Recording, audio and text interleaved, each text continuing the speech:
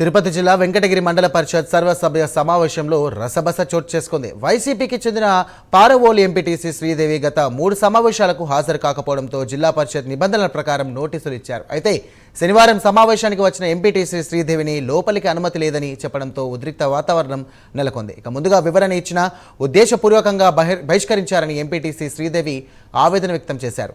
ఇక పోలీసుల రాకతో గొడవ సద్దుమణిగింది. 3 సమావేశములకు గైరాజులైనట్లయితే సదరు సమాచారమును జిల్లా పరిషత్ వారికి తెలియజేసి జిల్లా పరిషత్ యాజమాన్యం నుంచి వచ్చినటువంటి ఉత్తర్వుల ఆదేశాల మేరకు సంబంధిత వ్యక్తులకు నోటీసులు జారీ చేస్తాము.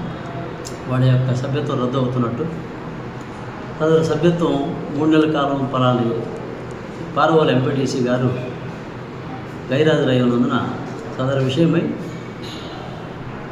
ఆమెకు జిల్లా పరిషత్ వారి సూచనల మేరకు నోటీసు జారీ చేయడం జరిగింది.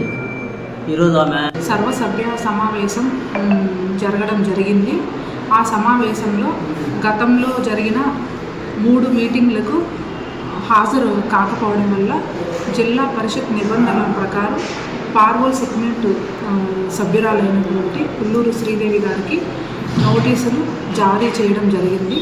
జిల్లా పరిషత్ నుంచే వచ్చాయి. సో కాబట్టి ఆ నోటీసులు నిబంధనల ప్రకారం మా ఎంపీడీఓ గారు యాక్షన్ తీసుకోవడం జరిగింది.